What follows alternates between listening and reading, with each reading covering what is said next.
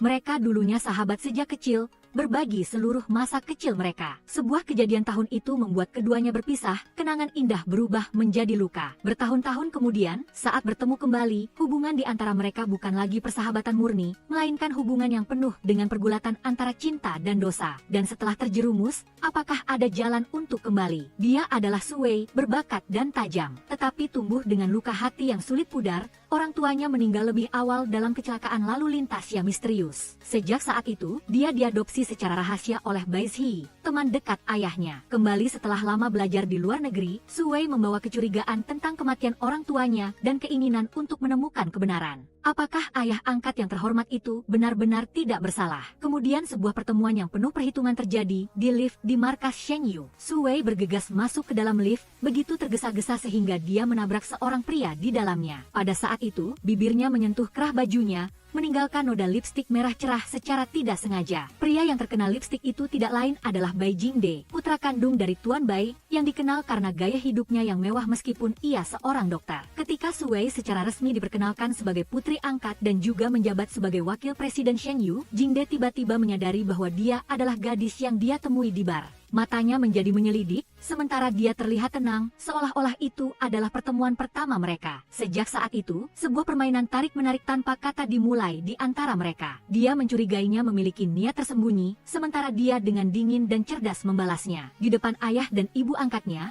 Sue tersenyum dan menyapa adik laki-lakinya. Karena usianya terlihat sedikit lebih tua, membuat suasana menjadi lebih canggung. Tuan Bai memarahi putranya karena noda lipstik yang mencurigakan di kerah bajunya dan juga menyebutkan pernikahan yang diatur dengan keluarga Yun yang ditentang keras oleh Jingde. Ketika dia mengetahui bahwa Jingde sering menghindari keluarganya, Bibi Yun meminta Sue untuk membujuknya agar kembali. Dia datang ke bar tempat dia sering datang, tetapi dia tidak hanya tidak pulang, tetapi juga menantangnya untuk memainkan sebuah permainan. Jika dia menang, dia akan pulang. Di tengah permainan, tatapan mata, napas, jarak, semuanya menjadi tidak jelas. Sue jatuh ke dalam pelukannya, mendapatkan kemenangan dan memaksanya untuk menepati janjinya. Dalam perjalanan pulang, keduanya bertemu dengan seorang adik laki-laki lama Sue bernama Qiuyu yang sepertinya akan mengganggu hari-hari damai yang tersisa. Jingde segera menyadari bahwa dia adalah dokter muda yang baru pindah ke departemennya. Dia tidak suka menjadi orang ketiga, jadi dia berencana untuk mengantar Sue pulang, tetapi dia menolak, ingin mengobrol sebentar lagi dengan adik laki-lakinya. Kembali ke kamar, Sue tiba-tiba didesak ke dinding oleh Jingde. Tidak hanya masuk, dia juga dengan sombongnya meretas kata sandi komputer dan mengambil USB penting. Sue dengan marah merebutnya kembali, tetapi dia dengan cepat memasukkannya ke dalam sakunya. Dia menatap lurus ke matanya dan berkata bahwa jika dia tidak menyelidiki semuanya sendiri, dia tidak punya hak untuk berada di perusahaan. Dalam momen tarik-menarik, dia dengan perlahan mendekat, tangannya menyelinap ke dada bajunya untuk mengambil USB, tetapi Jingde menepisnya. Tidak menyerah, Sue duduk di pangkuannya, setengah bercanda setengah serius berbisik, "Tenang saja, kakak akan melindungimu." Di tengah suasana yang tegang dan samar,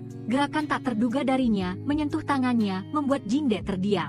Tindakan itu mengingatkan kenangan masa kecil, saat seorang gadis yatim piatu melakukan hal yang sama persis. Mungkinkah Sue adalah gadis kecil dari masa lalu itu? Tetapi bertolak belakang dengan emosinya, Sue malah bersikap dingin, menyangkal semuanya. Jingde tidak menyerah, dia mendesaknya ke dinding, matanya penuh pertanyaan. Baru setelah Bibi Yun memanggil mereka untuk makan, dia melepaskannya dan segera pergi. Sue menemui ayah angkatnya dan baru tahu, ternyata ibu kandung Jingde juga meninggal dalam kecelakaan yang sama dengan orang tua kandungnya tahun itu. Apakah ada hal lain yang tersembunyi yang dia terus-menerus menyuruhnya lupakan? Keesokan paginya, Sue mencari rumah sopir Chu Kuan Xiao, satu-satunya yang selamat dari kecelakaan tahun itu. Dia menemukan bahwa dia pernah menerima sejumlah besar uang dari keluarga Bai, tetapi ketika dia sampai di sana, dia sudah meninggal. Satu-satunya yang tersisa adalah Duan-Duan, cucunya. Gadis kecil itu salah mengira Sue sebagai ibunya, tetapi ditolak sehingga dia panik dan melarikan diri. Ketika Sue mengejarnya, dia terkejut melihat Jingde berdiri di depan. Dalam kebingungan, Duan-Duan pingsan. Sebagai seorang dokter,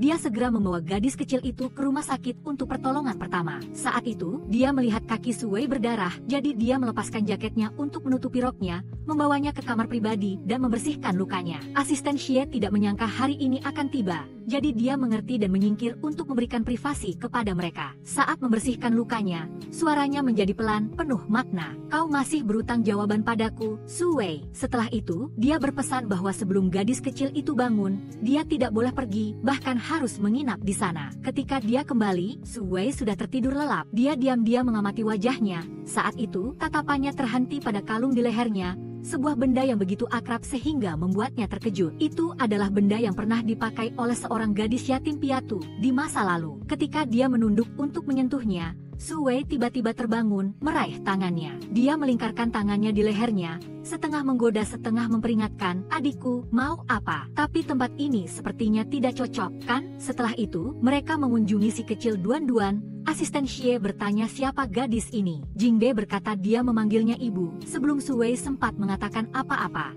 Duan-Duan terbangun dan memeluk Jingde dan mengakuinya sebagai ayahnya. Benar-benar menaruh api di tangan orang lain, tangan sendiri juga akan terbakar. Beberapa saat kemudian, Qiuyu datang membawa rekam medis gadis kecil itu. Dia menderita penyakit jantung bawaan yang parah, membutuhkan operasi segera tetapi biayanya terlalu tinggi. Jingde segera berkata dia akan membayarnya di muka untuk gadis itu. Kemudian Suwei pergi mencari satu-satunya kerabat yang tersisa, Paman Duan-Duan. Dia menipu kakek gadis itu, dan sekarang dia meninggalkan gadis itu di panti asuhan tanpa merawatnya. Saat sedang menyelidiki, Qiuyu membawa dokumen penting dari keluarga Bai. Laporan itu menulis bahwa penyebab hilangnya kendali adalah rem yang rusak. Malam itu, ketika dia kembali ke rumah, Suwei diam-diam mencari dokumen dan ketahuan. Jingde masuk dari belakang, memeluknya. Apa yang sedang kau cari, kakak? Dia merebut buku yang dipegang olehnya, menjatuhkan selembar kertas. Dia menyingkap kedoknya. Di depan ayahnya dia terlihat patuh, di depannya dia terlihat liar dan provokatif. Tetapi Suwei tidak menyerah. Dia berkata, di dunia ini, siapa yang tidak memiliki beberapa wajah?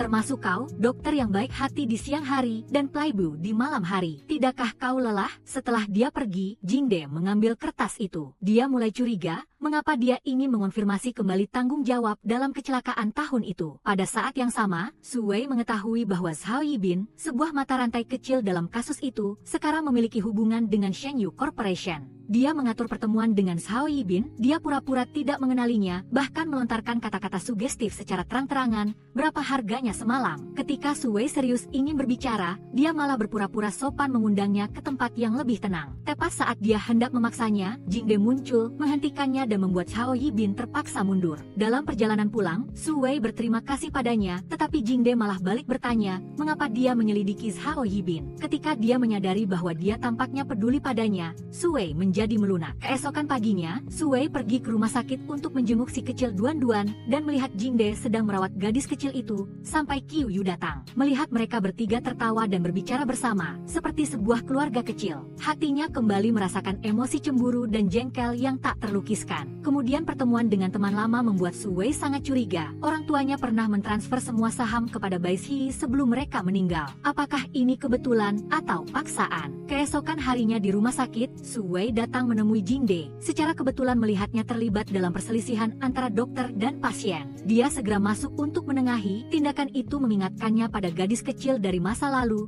yang pernah berdiri di depannya seperti itu. Tiba-tiba, pasien menjadi gelisah, tidak sengaja merobek baju Suwei. Jingde bereaksi cepat menggunakan jaketnya untuk menutupi dia dan membawanya ke ruang ganti. Dia bahkan membungkuk untuk membantu mengunci resleting gaunnya. Suasana di antara mereka sekali lagi menjadi samar, seperti provokasi, dan juga seperti membangkitkan kembali hubungan yang belum bisa dinamai. Malam itu, dalam perjalanan pulang, dia diikuti oleh penjahat. Tepat saat dia hendak menyerang, Jingde muncul dan menahan pukulan tongkat di punggungnya. Untungnya, dia memiliki tubuh yang kuat sehingga tidak terluka. Dia juga dirawat langsung oleh Suwei, jadi dia pulih lebih cepat. Dia ingin bertanya padanya siapa yang dia musuhi. Suwei tidak ingin membicarakannya, tetapi dia juga bisa menebaknya. Keesokan harinya, Suwei terkejut menerima kabar bahwa rumah lama orang tuanya telah dialihkan kepemilikannya kepada orang lain. Pemilik baru ini menjual rumah itu seharga 3 juta yuan, jauh di luar kemampuannya secara finansial. Pada saat yang sama, Jingde menerima sebuah lukisan dari si kecil Duan-Duan. Dia berpesan bahwa dia harus memberikannya langsung kepada ibu Suwei, barulah dia bersedia menjalani operasi jantung. Lalu dia harus mematikan ponselnya untuk masuk ke ruang operasi. Ketika dia pulang dari kerja, Jingde masuk ke kamar Suwei untuk menunjukkan lukisan itu kepadanya. Tetapi dia terkejut melihat selembar cek tunai di atas meja. Dia belum sempat mengerti untuk apa dia membutuhkan uang itu. dia dengan cepat menyimpulkan bahwa dia mendekati keluarga baik karena uang. Kenyataannya, sebelumnya, dalam keputusasaan, dia berpikir untuk meminjam uang dari Jingde. Tetapi ketika dia menelepon, dia tidak mengangkat, pesan teks juga tidak dijawab. Malam harinya, dia mencari di rumah tetapi tidak menemukan apa-apa. Jadi dia memutuskan untuk menemui ketua Bai untuk meminta bantuan. Sekarang Jingde mengira wajah aslinya yang serakah akhirnya terungkap. Suwei tidak menjelaskan,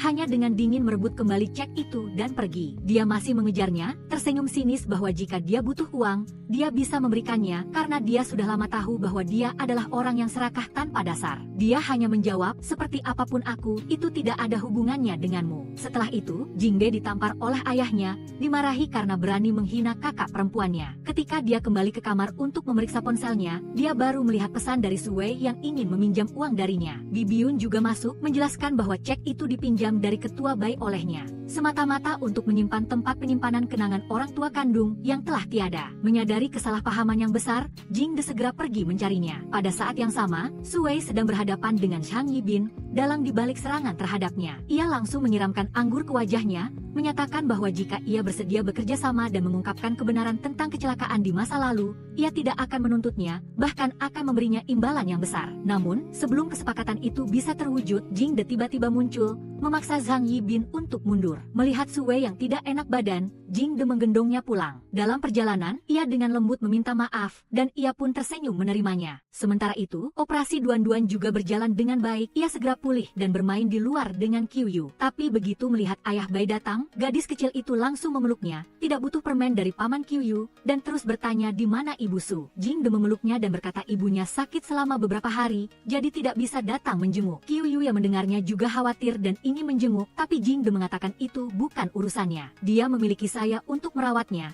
Lalu Duan-Duan kecil pergi. Qiuyu melihatnya dan menjadi marah. Malam itu, meskipun sedang demam, Suwei tetap berusaha mandi tapi pancuran di kamarnya rusak. Jika Bibiun tahu, ia akan dimarahi. Jadi selagi Jingde belum pulang dari kerja, ia pergi ke kamarnya untuk numpang mandi. Tanpa disangka, begitu ia keluar, ia berpapasan dengan Jingde yang baru saja pulang. Matanya penuh dengan kebingungan, sementara matanya penuh rasa ingin tahu dan mengamati kalung yang ia kenakan di lehernya. Ia bertanya, apa arti kalung itu? Apakah ia pernah datang ke panti asuhan? Tapi Suwei hanya mengelak, berpura-pura tidak mengerti. Tepat pada saat itu, Bibiun tidak menemukan Suwei dan mendengar suara di kamar Jingde sehingga ia meminta izin untuk masuk. Ia pun menyembunyikan Suwei di bawah selimut. Ia juga berbohong kepada Bibiun bahwa ia lelah setelah operasi dan ingin istirahat, tapi Bibiun mengatakan bahwa ayahnya mencarinya karena ada sesuatu yang ingin ia bicarakan. Kemudian, saat berbicara dengan ayahnya, Jingde teringat kembali kecelakaan di masa lalu, kematian ibunya. Ia marah dan mengira ibunya meninggal karena ayahnya mencintai wanita lain.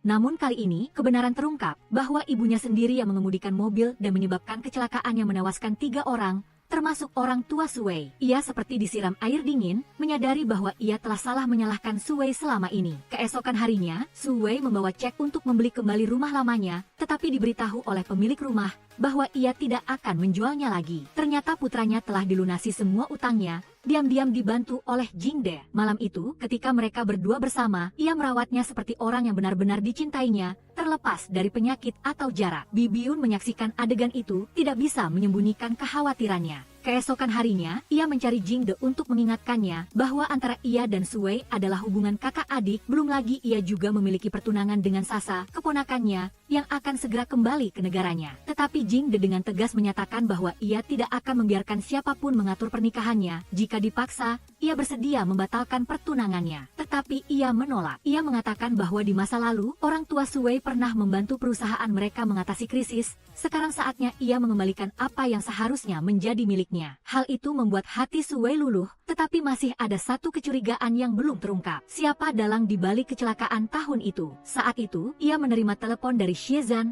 bawahan Jingde, yang memintanya untuk datang membantu. Sesampainya di sana, ia melihat Jingde sedang duduk diam di samping kue dan mabuk. Hari ini adalah ulang tahun ibunya. Ia memahami kesedihan Jingde dan dengan lembut menasihatinya untuk melangkah maju dari masa lalu, karena orang yang telah meninggal tidak ingin melihatnya terus hidup dalam penderitaan. Sementara itu, orang yang ditinggalkan harus terus hidup, masih banyak hal yang harus dilindungi dan dicintai. Setelah diberi dorongan lembut oleh Suwei, hati Jingde tiba-tiba dipenuhi dengan perasaan hangat yang tidak biasa. Ia mengucapkan terima kasih dengan lembut, lalu bangkit dan pergi. Tetapi saat ia baru saja menyeberang jalan, sebuah adegan berbahaya tiba-tiba muncul. Secara refleks, ia segera berlari dan memeluk Ratsue, menyelamatkannya dari mobil yang melaju kencang. Dalam sekejap itu, keduanya berpelukan erat, seolah-olah takut kehilangan satu-satunya orang penting yang tersisa dalam hidup mereka. Setelah itu, mereka berdua kembali ke rumah lama Sue. Rumah itu sekarang berantakan karena ulah kucing liar. Jingde tanpa berkata-kata, membersihkan setiap sudutnya dengan tangannya sendiri. Melihat sikapnya yang pendiam namun penuh perhatian, Sue tiba-tiba merasakan kelembutan dan kesabaran yang langka darinya. Meskipun awalnya merasa malu, ia tetap mengatakan bahwa Jingde benar-benar orang yang istimewa. Saat memasuki kamar, matanya berhenti pada foto yang ada di meja. Sebuah kenangan tiba-tiba muncul, gadis kecil di foto itu, dengan mata yang cerah dan senyum yang berani. Bukankah itu adalah orang yang di masa lalu telah membela ia dan teman baiknya ketika mereka diintimidasi? Perasaan meluap, ia tanpa sadar memeluk Ratsue dan keduanya terjatuh ke tempat tidur. Saat Jingde hendak menciumnya untuk mengungkapkan perasaannya, meskipun ia menolaknya, jelas di dalam hatinya ia tidak sedingin dulu. Saat kembali ke rumah, Jingde terus memikirkannya. Ia ingin memeluknya, menciumnya, karena hanya ketika berada di dekatnya, ia merasa hatinya tenang. Tetapi sebelum ia sempat melakukan apapun, Bibiyun tiba-tiba masuk. Mereka berdua buru-buru meninggalkan kamar dengan canggung. Malam itu, Jingde berbaring di tempat tidur, memegang foto gadis kecil di masa lalu, dan berbisik dalam hati. Kali ini, ia tidak akan membiarkan Sue menjadi kakak perempuannya lagi. Sementara itu, Sue duduk di depan cermin, diam-diam merenungkan perasaan yang meluap di hatinya. Keesokan harinya, ia membuat janji dengan Kyuyu untuk menerima dokumen yang telah ia selidiki. Di dalamnya ada informasi yang menunjukkan bahwa Zhao Yibin berutang sejumlah besar uang. Sebuah ide terlintas di benak Sue, ia bisa menggunakan hal ini untuk memaksanya mengatakan kebenaran tentang kecelakaan di masa lalu. Kyuyu berjanji akan menemaninya untuk melindunginya. Tapi dari kejauhan, Bai Jingde sudah mengamati mereka berdua. Pada saat yang sama, Zhao Yibin dipukuli oleh para penagih utang. Dalam keputusasaan, ia mulai mencari cara untuk menjebak orang lain. Ketika Sue tiba di tempat yang telah dijanjikan dengannya, ia memanggil Kyuyu berulang kali tetapi ia tidak datang bersamanya. Ternyata pada saat itu, ia diancam oleh orang lain, tidak diizinkan untuk campur tangan dalam urusan orang lain. Lalu Sue menghadapi Zhao Yibin sendirian. Ia mengatakan meskipun ia tidak punya banyak uang, tetapi ayah angkatnya adalah Bai Zhi. Ia akan mengambil uang keluarga Bai untuk membayarnya jika ia mengatakan yang sebenarnya. Tetapi ia segera memanggil para penagih utang untuk menculiknya sebagai sandera, karena 2 juta yuan hanyalah sedikit, ia mungkin bisa meminta puluhan juta yuan dari keluarga Bai. Tepat pada saat yang genting, pahlawannya sekali lagi muncul. Jingde masuk, merebut senjata, dan mengalahkan mereka meskipun ia sendiri terluka. Meskipun mereka memukul punggungnya dengan tongkat, wajahnya tetap tenang. Ia melayangkan pukulan dingin untuk menjatuhkan musuhnya. Benar-benar aura pahlawan utama yang membuatnya masih memiliki kekuatan untuk mengangkatnya di lengannya dan membawanya pergi. Setelah itu, ia membawa Sue ke rumah sakit untuk merawat lukanya. Meskipun hanya luka goresan kecil, ia tampak melihatnya terluka sangat parah. Ia harus berhati-hati di setiap langkah. Namun ketika ia berdiri, ia sendiri tiba-tiba pingsan. Keesokan harinya, Sue datang mengunjunginya. Ketika ia melihatnya masih tidur nyenyak, ia dengan lembut mengelus rambutnya. Tetapi Jingde tiba-tiba menggenggam tangannya, matanya lembut dan dalam. Jika kamu ingin menyentuhku, lakukanlah dengan cara yang jujur dan terbuka. Sue bingung, tidak tahu bagaimana harus bereaksi. Dan kemudian ia baru tahu alasan ia datang untuk menyelamatkannya tepat waktu, adalah karena ia telah masuk ke kamarnya sehari sebelumnya. Ia melihat dokumen di atas meja, termasuk lokasi janji temu dengan Zhao Yibin. Tepat pada saat itu, orang tua Jingde datang menjenguk. Ayahnya juga sangat khawatir pada putranya tetapi ia berpura-pura tidak peduli. Sementara itu, Sue menelepon Kyuyu, menanyakan apakah ia mengalami sesuatu. Karena ia tidak datang ke janji temu tadi malam, dan sekarang juga tidak terlihat di rumah sakit. Tetapi ia berbohong bahwa ia jatuh. Sue ingin mengunjunginya tetapi ia dihalangi. Ketika ia kembali dengan Suk untuk menjenguk Jingde, ia melihat Xie Zhan sedang memijat bahunya. Ia juga mendengar Jingde mengingatkannya agar tidak memanggil Sue dengan sebutan ipar di depannya, karena takut ia tidak senang. Bawahannya tersenyum dan bertanya, apakah ketika masih hidup ia bisa mendapatkan pelajaran tambahan. Jingde menjawab, hanya ketika saya tidak berada di sisi Sue. Mereka tidak menyangka bahwa Sue salah paham bahwa Jingde sedang sakit. Ketika ia masuk, Jingde tidak menyia-nyiakan kesempatan untuk bermanja-manja, meminta Sue menyuapinya. Anehnya, Sue tidak menolak tetapi dengan lembut mengambil setiap sendok sup dan menyuapkannya kepadanya. Pada saat itu, hati Jingde seperti meleleh. Setelah berhasil memaksa Jingde meminum habis sup, Sue karena khawatir, berinisiatif menanyakan situasinya kepada bawahan Jingde. Siapa sangka, ia mengarang cerita yang membuat hati Suwei berhenti berdetak bahwa Jingde menderita penyakit mematikan, waktunya tidak banyak dan keinginan terakhirnya adalah menghabiskan sisa hidupnya bersamanya. Benar saja, Suwei langsung mendatanginya, merawatnya dengan lembut, perhatian dan penuh kasih sayang, persis seperti apa yang selalu Jingde inginkan. Perasaan di antara keduanya tidak pernah diungkapkan dalam kata-kata, tetapi terlihat jelas di setiap tatapan mata, di setiap gerakan perhatian yang tidak perlu diucapkan. Ketika ia dengan lembut berkata, "Jingde, ayo pulang bersamaku," ia tersenyum, lalu mereka kembali ke rumah lama keluarga Suwei, tempat kenangan masa kecil disimpan. Mata Suwei terlihat kosong saat menceritakan kembali masa lalu ketika ia bersama orang tuanya mengunjungi panti asuhan. Di sana, ia pernah bertemu dengan seorang anak laki-laki kecil yang sering menangis dan sering diintimidasi karena berani membela orang lain. Anak laki-laki itu sangat menyukai lampu berbentuk bintang. Jingde seolah-olah sudah lama menunggu saat ini. Ia menghela napas dengan lembut, mengakui bahwa ia tidak menyukai lampu bintang, tetapi menyukai seseorang yang seperti cahaya bintang itu, yaitu Suwei. Dan sungguh kebetulan, orang yang Suwei cintai sekarang juga adalah Jingde. Mereka saling memberikan ciuman yang manis, seolah-olah ingin mengonfirmasi semua perasaan yang terpendam selama ini. Ia bertanya, setengah bercanda, apakah ia tidak menginginkan pacar yang lembut. Jingde tertawa, menjawab bahwa ia telah membayangkan berkali-kali bagaimana Suwei akan bersikap lembut kepadanya, tetapi sekarang ia tidak perlu membayangkannya lagi. Ia ingin mereka jujur satu sama lain, agar hati mereka bebas untuk mengatakan apa yang tidak pernah berani mereka katakan. Ia memeluknya erat dan berkata ia tidak akan pernah kehilangan orang yang ia cintai lagi. Sekarang, ketika ia berpikir Jingde akan pergi karena penyakit, ia baru benar-benar memahami hatinya. Namun ia merasa ada yang salah. Kapan ia menderita penyakit mematikan? Ia seorang dokter, bagaimana mungkin ia tidak tahu? Ternyata Shiezan yang mengarang cerita. Ia segera menggertakkan giginya dan mengatakan akan memberi pelajaran pada bawahannya itu. Belum lama bersama, mereka kembali dekat. Tetapi Suwei tiba-tiba masuk ke kamar, mengunci pintu, mengabaikannya yang berdiri di luar. Karena kegagalan ini, keesokan harinya ia datang untuk menghajar Shiezan dan memberinya lebih banyak pekerjaan agar ia tidak banyak bicara. Saat malam tiba, dalam suasana yang hening dan dingin, ia datang ke kamarnya untuk mengajaknya minum anggur. Ketika gelas anggur baru saja penuh, Suwei berusaha mencegahnya minum terlalu banyak. Jingde hanya tersenyum, menjawab dengan lembut namun tegas. Ia seorang dokter, ia tahu batas kemampuannya. Namun, Suwei menolak untuk menyerah, menyatakan bahwa jika kamu tidak mendengarkanku, aku akan pergi. Begitu dia selesai berbicara, dia tiba-tiba menariknya ke dalam pelukannya. Pelukan yang erat dan hangat membuat jantungnya berdebar kencang. Namun, ketenangan itu tidak bertahan lama. Langkah kaki Bibiun terdengar di luar, dan mereka panik, bergegas bersembunyi di lemari pakaian. Jantungnya berdebar-debar, Suwei hampir bisa merasakan setiap detak jantung Jingde yang dekat dengannya. Bibiun membuka pintu kamar, matanya mengamati setiap sudut. Tidak menemukan siapapun, dia pergi dengan keraguan. Jingde baru saja akan menghela nafas dan membuka pintu lemari ketika Bibiun tiba-tiba kembali. Untungnya, dia berhasil menutupnya tepat waktu, lolos dari situasi yang sulit. Dalam momen yang tegang, mereka menemukan satu sama lain dengan ciuman yang penuh gairah. Suwei merasakan keinginan dan kasih sayang yang tulus melalui setiap sentuhan bibir, tetapi akal sehat memaksanya untuk menahan detak jantungnya. Dia tahu cinta ini membutuhkan waktu untuk matang, dan penantian itu akan membuatnya menjadi lebih dalam. Sejak Suwei kembali ke keluarga bayi, Jingde mulai berubah secara signifikan, lebih mendengarkan ayahnya, yang membuat ayahnya terkejut. Di depan mata ayahnya dan Bibiun, Suwei terpaksa mengakui bahwa adik laki-lakinya benar-benar telah dewasa. Saat makan, Jingde diam-diam memegang tangan Suwei di bawah meja, membuat jantungnya bergetar karena emosi. Malam itu, saat lampu di kamar Suwei masih menyala, Jingde tiba-tiba masuk dan memeluknya erat. Dia menatap pintu dengan cemas, kita tidak bisa membiarkan Bibiun dan ayah tahu. Jingde mengerti, tetapi matanya menunjukkan tekad, dia ingin mengumumkan hubungan ini, tetapi dia mengatakan ayahnya memiliki penyakit jantung,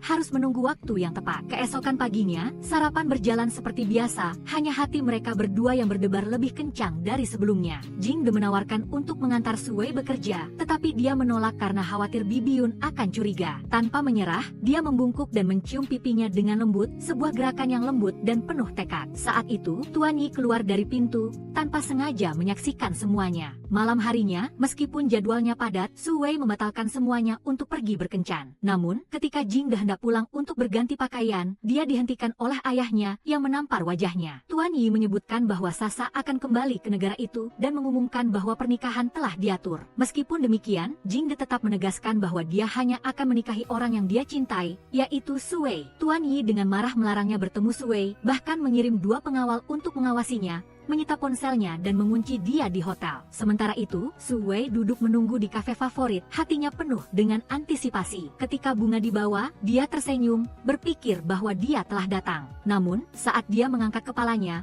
senyum itu menghilang karena orang yang muncul adalah Qiuyu. Dia tahu dia sedang menunggu Jingde, jadi dia sengaja membuatnya kacau, tetapi Suwei masih bersimpati karena dia mengerti bahwa pekerjaan dokter itu sibuk. Qiuyu menawarkan untuk berkencan, tetapi tidak bisa menggoyahkan hatinya. Keesokan paginya, tidak dapat menghubungi Jingde, Suwei pergi menemui Tuan Yi, tetapi hanya mendapat sikap acuh tak acuh dan kebohongan bahwa Jingde sedang berkeliaran. Tidak percaya itu, dia dan Qiuyu pergi mencarinya kemana-mana. Dalam perjalanan pulang, Jingde tiba-tiba muncul di depan mobil. Seluruh tubuhnya terluka, tetapi dia masih berhasil melarikan diri. Ketika mereka bertemu lagi, mereka berpelukan erat, seolah-olah takut orang lain akan menghilang. Adegan itu membuat Qiuyu tidak tahan untuk melihatnya, jadi dia terus membunyikan klakson mobil. Jingde bertanya mengapa dia bersama dia. Dia berkata bahwa dia telah membantunya mencarinya kemana-mana. Setelah kembali, Suwei mengoleskan obat padanya. Jingde menegaskan dengan pasti, tidak peduli seberapa banyak ayah menentang, dia akan tetap berada di sisinya. Dia takut jika dia tidak muncul, Suwei bisa direbut oleh orang lain,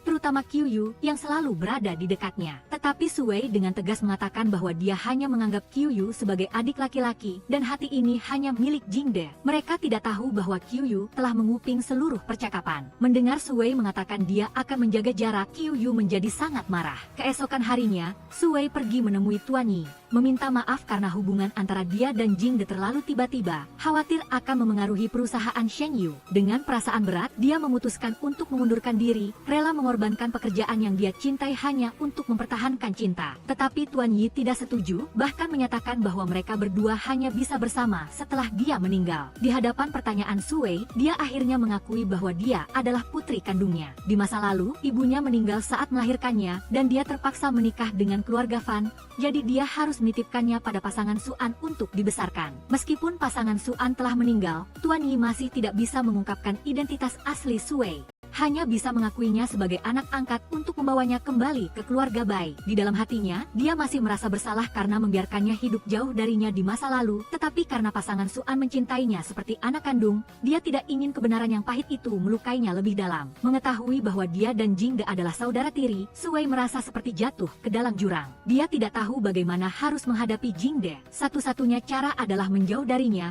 sebelum hubungan itu melampaui batas. Dia memilih untuk melakukannya dengan tegas, meskipun hatinya sakit hingga mati rasa. Malam itu, dia menggunakan alkohol untuk melupakan kesedihannya. Dalam keadaan mabuk, dia salah mengira Qiuyu sebagai Jingde dan memeluknya erat-erat. Qiuyu membawanya pulang, merawatnya sepanjang malam. Tetapi bahkan dalam mimpinya, Suwei hanya memanggil nama satu orang, Jingde. Dia marah, tetapi melihat Jingde menelepon Suwei, dia segera mengangkatnya tanpa berbicara. Keesokan paginya, dia mengajak Jingde pulang untuk mengucapkan selamat tinggal. Tak disangka, begitu dia sampai di rumah, dia melihat Sasa ada di sana. Dia segera mengumumkan pembatalan pertunangan, membuat Tuan Yi dan Bibiun terkejut. Tetapi Suwei kembali memuji Sasa yang cantik dan ceria, sangat cocok dengan adik laki-lakinya. Di depan mata Jingde yang terkejut, dia berkata dengan tegas, mulai sekarang, panggil aku kakak. Dia meminta untuk pindah dari rumah keluarga Bai dengan alasan pekerjaan dan menegaskan bahwa dia akan datang ke pernikahannya. Untuk membuat Jingde menyerah, dia juga mengatakan bahwa mereka tidak cocok dan dia merasa lebih cocok dengan Qiuyu.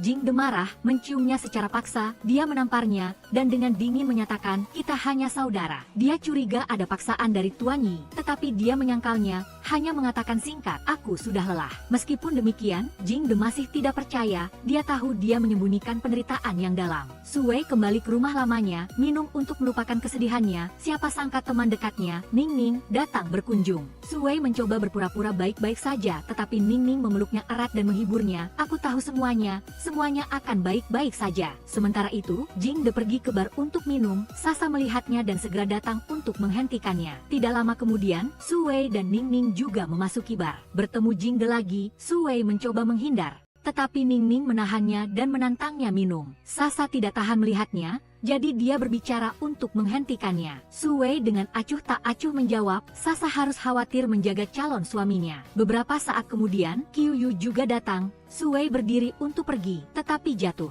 Qiuyu segera menggendongnya pergi. Di jalan, dia menyuruhnya untuk menurunkannya. Su Wei mendengarnya dan hanya tersenyum hampa, menjawab dengan lembut. Setelah ini, jangan bicarakan lagi. Tanpa diduga, Jing De berada di dekat sana dan mendengar semuanya. Dia semakin sakit hati saat melihat Su Wei dan Qiu Yu yang akrab. Keesokan harinya, Qiu Yu sengaja menunggu. Begitu dia melihat Jing De muncul, dia tidak bisa menyembunyikan kegembiraannya. Dengan keras menjatuhkan telepon, suaranya sedikit mengejek. "Kakak, kamu mau mengajakku makan? Tentu saja aku luang." Siang itu, Su Wei dan Qiu Yu pergi makan untuk merayakan karena telah menemukan donor jantung untuk dandan. Namun, Qiu Yu sengaja berlebihan seolah-olah mereka sedang berkencan. Tepat saat itu, Jing De dan Sasa juga kebetulan datang ke restoran. Karena mereka kenalan, Sasa dengan senang hati mengusulkan, "Bagaimana kalau kita makan bersama saja?" Su Wei ragu-ragu, merasa tidak nyaman. Melihat keraguan di matanya, Jing De tertawa kecil, berjalan mendekat dan duduk di sampingnya, matanya nakal. "Kenapa? Kamu takut kami mengganggu kencanmu?" Su Wei tetap tenang, menjawab tanpa ragu sedikit pun. "Aku hanya takut mengganggu makan malam adik laki-lakiku dan calon istrinya." Akhirnya seluruh kelompok duduk untuk makan bersama. Ketika gelas diangkat, Su Wei tidak bisa tidak mengingat kata-kata Jing De. "Setelah ini, setiap kali kita bersulang,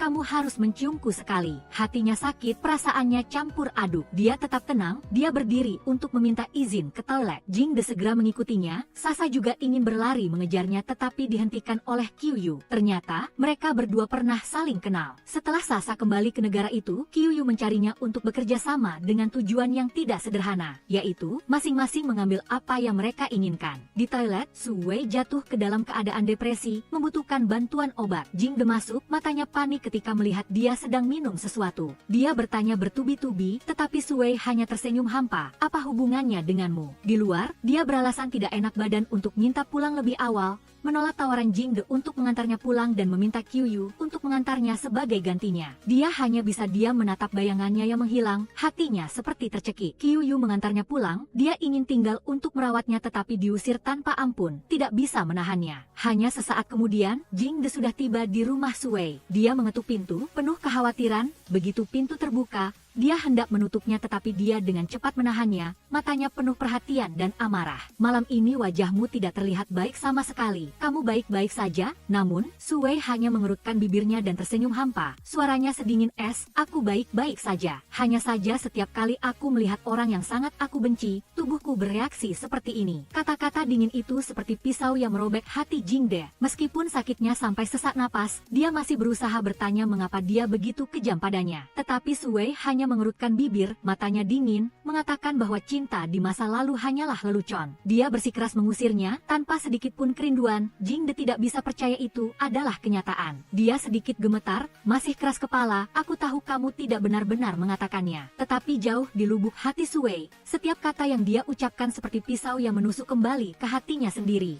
Dia tahu dia harus kejam, harus memutus harapan kecilnya, agar tidak menyeretnya ke dalam pusaran penderitaan yang dia tanggung. Tidak bisa membiarkannya terus menunggu dengan sia-sia. Su Wei diam-diam berbalik, membanting pintu, seolah menutup semua masa lalu. Pada saat yang sama, Sasa datang dan mengeluh kepada Bibi Yun, mengatakan bahwa Su Wei telah mengambil hati Jing De. Mengetahui bahwa keponakannya keras kepala, dia dan Tuan Yi memutuskan untuk mengadakan pernikahan bulan depan. Di sisi lain, Qiu Yu telah terlibat lebih dalam rencana ayahnya. Untuk melindungi Su Wei, dia terpaksa membantunya melacak Zhao Yibin, berjanji akan membuat orang itu tidak pernah muncul di depannya lagi. Sebaliknya, dia hanya berharap ayahnya melepaskan Haenam. Tetapi ayahnya hanya mengucapkan kalimat dingin, "Selesaikan sendiri, jangan sampai aku yang bertindak." Keesokan harinya, Jing De menemukan tanda-tanda mencurigakan antara grup Qiu dan Zhao Yibin. Dalam hatinya, dia curiga apakah Qiu Yu benar-benar melindungi H6 atau menyembunyikan konspirasi lain. Malam itu, H6 pergi ke halaman untuk mengambil udara segar dan tiba-tiba melihat banyak bunga yang tampaknya telah diatur, dan bertemu Jing De lagi. Matanya penuh dengan rasa sakit, dia dengan lembut berkata, "Ketika aku pertama kali bertemu denganmu, kamu selalu cerah seperti matahari, cerah dan penuh vitalitas. Bahkan jika kita tidak lagi bersama di masa depan, aku harap kamu akan selalu seperti bunga yang selalu mekar dan selalu bahagia."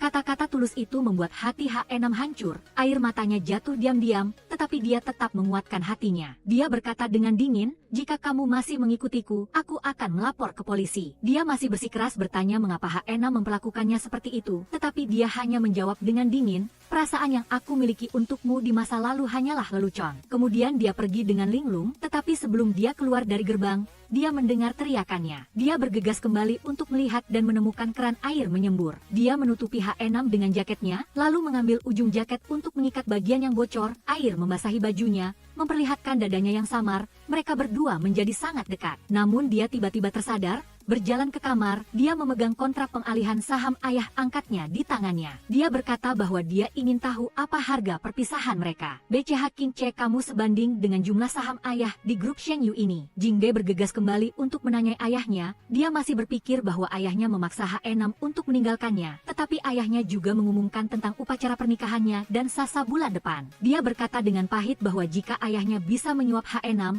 maka dia juga harus memikirkan cara untuk menyuapnya untuk menikah.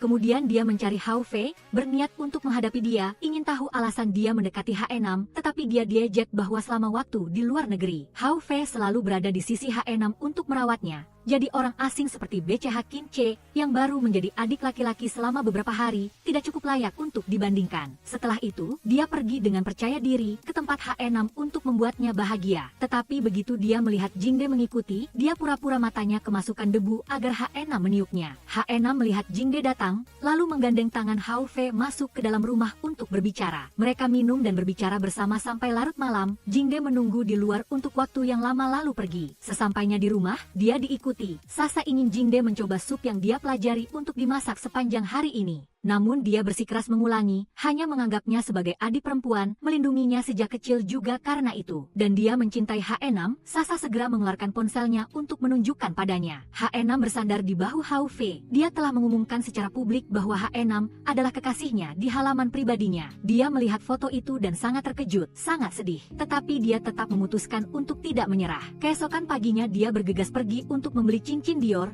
cincin yang dijuluki nomor 1 dalam lamaran karena setiap pria hanya bisa membelinya sekali. Namun, Sasa diam-diam memotret adegan itu dan mengirimkannya ke H6, lalu mengatakan bahwa mereka berdua akan membeli cincin kawin, yang membuat H6 semakin sedih. Kemudian meskipun dia datang menemui Jingde dan dilamar olehnya, dia juga memutuskan untuk memutuskan hubungan. Dia mengatakan dia dan Hao Fei akan bersama. Meskipun Jingde tidak percaya semua yang dia katakan untuk putus dengannya, dia juga telah menandatangani perjanjian pengalihan itu sebelum mereka saling mencintai. Dia tidak percaya apapun, tetapi dia akan tetap menunggunya untuk berubah pikiran. Dia tidak akan menikahi Van Sasa. Dia akan menunggu sampai dia benar-benar bahagia. Dalam penderitaan yang luar biasa, meskipun H6 tidak ingin meninggalkan Jingde, dia juga tidak bisa tinggal. Nin menasihatinya untuk pergi ke luar negeri untuk melarikan diri dari lingkaran ini. Akhirnya, H6 memberitahu Hao Fei bahwa dia memutuskan untuk pergi. Segera setelah itu, Hao Fei memberikan rekaman yang dia sadap kepada Sasa, mengungkapkan bahwa H6 adalah putri kandung dari BCH Tri NGH, yang berarti dia dan Jingde adalah saudara tiri. Malam itu, Sasa memberikan obat kepada staf untuk ditaruh ke dalam minuman H6. Hao Fei mengirimkan pesan kepada Jingde alamat hotel agar dia secara tidak sengaja jatuh ke dalam perangkap. Ketika dia membuka pintu kamar, H6 sudah terpengaruh obat, setengah sadar, sangat lemah.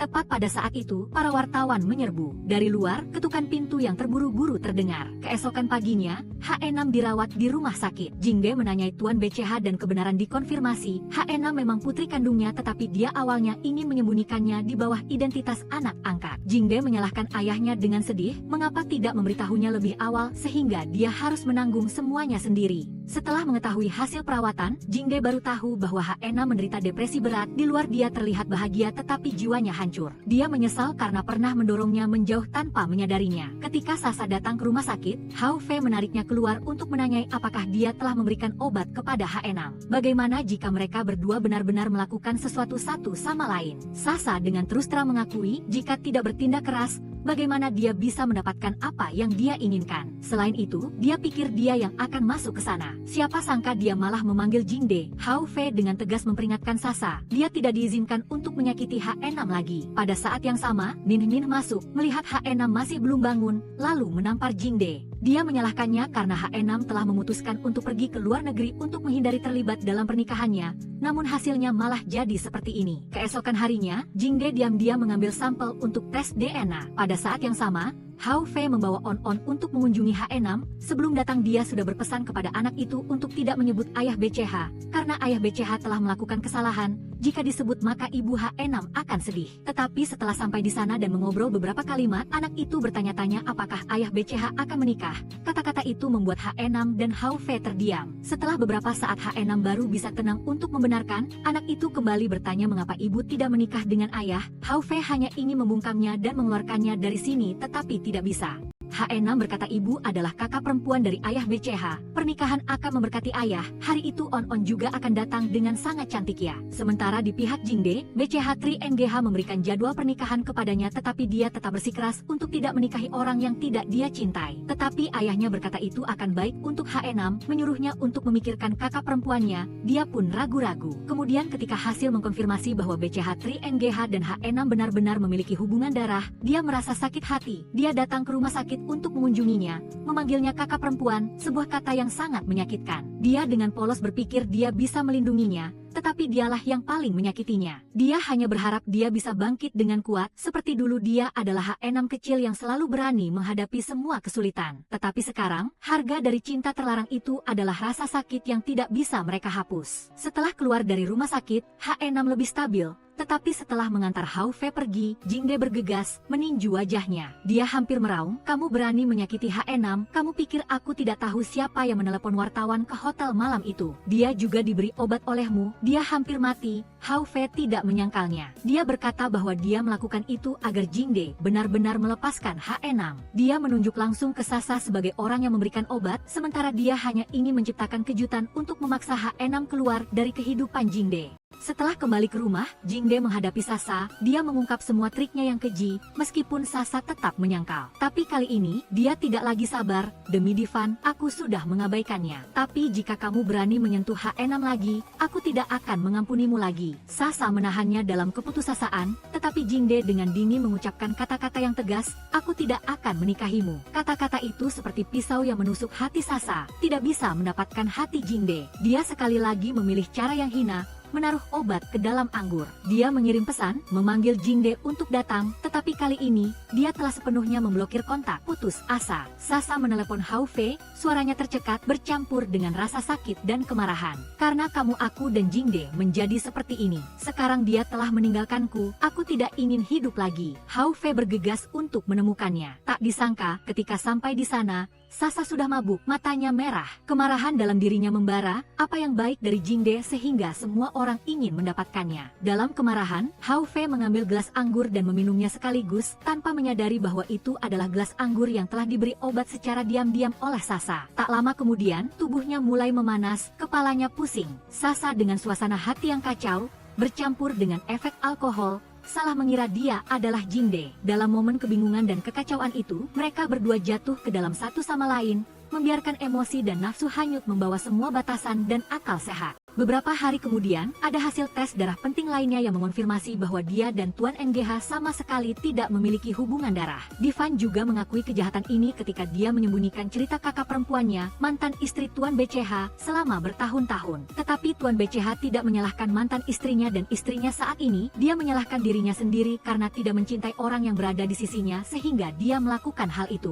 Tetapi dia masih menganggap Jingde sebagai putra kandungnya. Divan terharu memeluknya karena dia tidak marah pada ibu kandung Jingde. Dia mengatakan bahwa sembuh baik karena sekarang dia tidak memiliki beban di hatinya dan bersedia sepenuh hati merawatnya dan keluarga ini sampai akhir hidupnya. Sementara di pihak H6, sekarang ketika diwawancarai oleh wartawan, dia secara resmi menegaskan bahwa mereka sama sekali tidak memiliki hubungan darah. Tapi dia juga belum mengakui cintanya pada Jingde. Tapi Jingde berbeda, dia tidak ragu untuk menyatakan, benar, kami sedang berkencan. Pernikahan dengan Sasha telah dibatalkan, orang yang ingin aku nikahi hanya bisa H6. Malam itu mereka bersama setelah begitu banyak cobaan, bertukar ciuman yang penuh gairah dan manis. Keesokan paginya dia sudah pergi lebih dulu karena ada operasi. tetapi tidak lupa untuk berpesan kepadanya. Ketika dia hendak menemuinya, Zhao Yibin tiba-tiba muncul dan meminta untuk bertemu He6 untuk memberitahunya kebenaran tentang kecelakaan di masa lalu dengan syarat dia harus menerima sejumlah besar uang. Tetapi sebelum dia sempat menjelaskan, Hao Fei tiba-tiba muncul yang membuat Zhao Yibin buru-buru pergi, hanya sempat meninggalkan pesan, "Jika ingin tahu kebenaran, datanglah ke rumahku." Tidak lama kemudian, He6 datang ke rumah Zhao Yibin. Dia memiliki firasat ada yang mengikutinya. Dia hendak mengeluarkan semprotan merica ketika dia menemukan bahwa itu adalah Jingde. Mengetahui bahwa dia sedang mencari kebenaran, mereka berdua masuk bersama. Tiba-tiba, sebuah lemari besar runtuh, menyebabkan kalung yang dikenakan He6 pecah,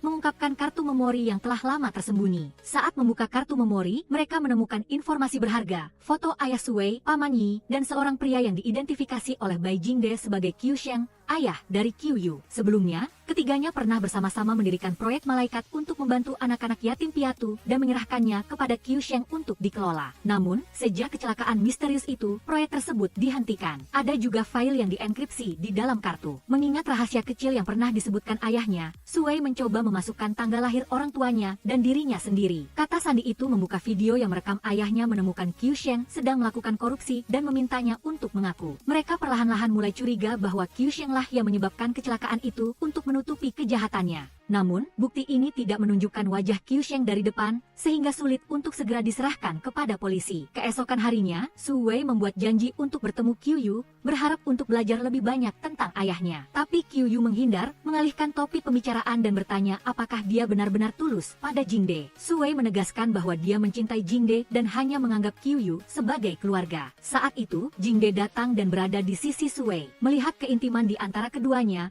mata Qiu Yu berangsur-angsur menjadi gelap dan dia menahan amarah yang membuncah. Malam itu, Jingde kembali ke rumah Su Wei dan dia memperingatkannya untuk menjaga jarak dari Qiu Yu karena dia sangat berbahaya. Pada saat yang sama, dia menunjukkan video kamera yang diambil di kantornya, di mana Qiu Yu secara diam-diam mencuri hasil tes DNA. Dia bertanya apakah dia tidak tahu bahwa pria itu menyukainya. Su Wei menegaskan bahwa dia hanya menganggapnya sebagai adik laki-laki. Keesokan harinya, Su Wei dan Jingde mengunjungi On-On sebelum operasi. Mereka bertiga bermain bersama, tampak seperti keluarga sungguhan. Tapi orang yang paling sedih tetaplah Qiu Yu. Malam itu, ketika Su Wei dan Jingde sedang makan malam romantis, ayahnya tiba-tiba menelepon dan meminta dia dan Wei Wei untuk segera pulang. Lalu Sasa tiba-tiba muncul di kejauhan, menyatakan bahwa dia hamil dan menuntut agar dia bertanggung jawab. Meskipun Jingde bersikeras bahwa dia tidak bersalah, Su Wei dengan tenang mengatakan bahwa jika bayi itu lahir, dia akan menerimanya. Dalam kebingungan, Sasa tiba-tiba teringat bahwa pria malam itu memiliki tahi lalat di tulang selangkanya. Jingde segera membuka bajunya untuk membuktikan bahwa dia tidak memiliki karakteristik itu. Pada saat ini, Su Wei angkat bicara, pria itu adalah Qiu Yu. Sasa kemudian bertemu Qiu Yu dan mengkonfirmasi bahwa dia adalah ayah dari anak itu. Meskipun Qiu Yu ingin dia melakukan aborsi, Sasa bersikeras untuk mempertahankan bayinya. Saat itu, Su Wei dan Jingde terkejut saat mengetahui bahwa On-On telah menghilang,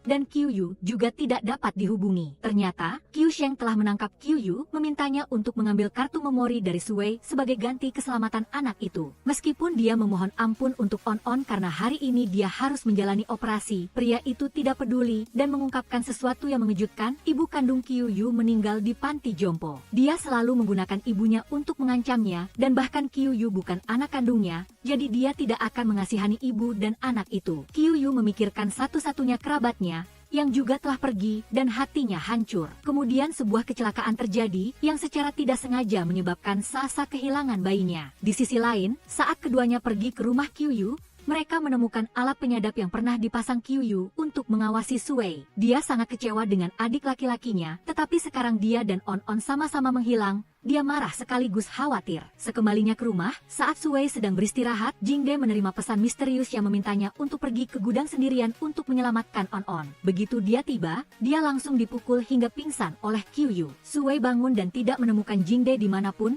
hanya menerima telepon dari Qiu Yu, memintanya untuk membawa kartu memori untuk ditukar dengan keselamatan On-On. Di gudang, Su Wei bertanya kepada Qiu Yu apakah ayahnya yang telah menculik On-On. Alih-alih menjawab, Qiu Yu memutarkan rekaman beberapa kata dari Zhao Yibin kepadanya, yang mengatakan bahwa dia pernah dipaksa oleh Qiu Sheng untuk menyebabkan kecelakaan pada keluarga Bai. Setelah itu, dia memohon belas kasihan. Qiu Yu langsung memukulnya dan berkata itu untuk membalas dendam untuk kakaknya. Lalu dia ingin Sui ikut dengannya ke luar negeri dan melupakan semuanya. Tapi dia menolak. Dia bertanya dengan sedih, "Mengapa kamu menyadap saya? Apakah kamu mencoba menutupi kejahatan ayahmu?" Qiu Yu runtuh, tercekik saat menceritakan kebahagiaan singkat saat dia baru saja menemukan ibu kandungnya. Tapi kemudian, dia menyaksikan dengan mata kepala sendiri ibunya menjadi gila karena disiksa secara mental oleh Qiu Sheng karena dia bukan anak kandungnya. Qiu Yu memohon cinta dari Sui, tapi dia hanya menganggapnya sebagai adik laki-laki. Mendengar itu, Qiu Yu menjadi semakin marah sampai gila. Saat ini, Sui memohon agar dia melepaskan On-On, tetapi Qiu Yu dengan dingin memintanya untuk menyerahkan kartu memori sebagai ganti keselamatan anak itu. Saat dia hendak memberikannya kepadanya, Jingde yang berhasil melepaskan diri dari ikatan talinya datang. Pada saat yang menegangkan, Qiu Yu mengarahkan pisaunya ke leher Sui. "Selama kakak bersedia pergi bersamaku, aku akan kembali menjadi orang yang pernah kakak sukai." Suara Qiu Yu tercekat, bercampur dengan rasa sakit dan harapan yang rapuh. Tapi Sui menggelengkan kepala dengan tegas berkata, "Orang yang kucintai adalah Jingde." Jingde berseru, "Jangan sakiti Sui. Jika kamu butuh sesuatu, bidik aku." Mata Qiu Yu menyala. "Kalau begitu, ayo." Dia tidak bisa menahan diri untuk tidak menendang dengan kuat, menyebabkan Jingde jatuh. "Aku bertemu denganmu sebelum dia, mengapa kamu tidak menyukaiku tetapi mencintainya?" teriak Qiu Yu dengan kebencian, lalu menawarkan dua pilihan. Satu adalah Jingde mati, yang kedua adalah Sui mati. Dalam suasana yang tegang, Sui tiba-tiba menggigit lengan Qiu Yu dengan kuat untuk mendapatkan kembali kebebasannya. Jingde segera bergegas, mengancam Qiu Yu dengan pisau. Dia melihat kebencian tetapi juga merasakan keputusasaan yang merobek-robek mata pria itu. Akhirnya, Jingde melepaskan pisau itu, memilih untuk memaafkan, berharap untuk sebuah perubahan. Tapi harapan itu pupus ketika orang-orang Qiu Sheng datang, kekerasan meletus. Jingde dipukul jatuh, Sui diikat bersamanya. Sementara itu, Qiu Sheng, setelah mengambil kartu memori dari tangan Qiu Yu, menyuruh anak buahnya untuk memukul Qiu Yu hingga pingsan di tempat. Di tengah kobaran api yang berkobar, Qiu Yu sadar dan memotong tali yang mengikatnya. Tapi ketika Jingde membawa Sui pergi, api berkobar dengan ganas dan Qiu Yu terluka dan terbaring di sana. Meskipun Sui ingin menyelamatkannya tetapi tidak berdaya. Keesokan paginya, Sui putus asa karena tidak ada berita tentang On-On dan Qiu Yu. Ketika harapan tampaknya telah padam, dia tiba-tiba melihat On-On kembali dan ketiganya bersatu kembali seperti keluarga. Dari jauh, Qiu Yu diam-diam menyaksikan dan kemudian berbalik dan pergi. Dia diam-diam menggunakan kartu memori yang asli untuk mengungkap kejahatan Qiu Sheng, menyebabkan dia membayar harganya di depan hukum. Mewakili Shenyue Corporation, Sui secara resmi mengumumkan kerjasama dengan rumah sakit untuk meluncurkan kembali proyek Malaikat. Sebuah proyek kemanusiaan yang penuh harapan untuk memberikan kesempatan hidup bagi anak-anak kecil yang sakit parah dan tidak mampu membayar biaya pengobatan. Pada hari istimewa itu, Jingde membawa cincin pertunangan di depan keluarga dan orang-orang terkasihnya, memberikannya kepada Sui sebagai isyarat untuk menghabiskan sisa hidupnya bersamanya. Hati Sui bergetar hebat, dia mengangguk pelan, tidak menyembunyikan kegembiraan di matanya, menerima lamaran pernikahan di hadapan dan restu semua orang.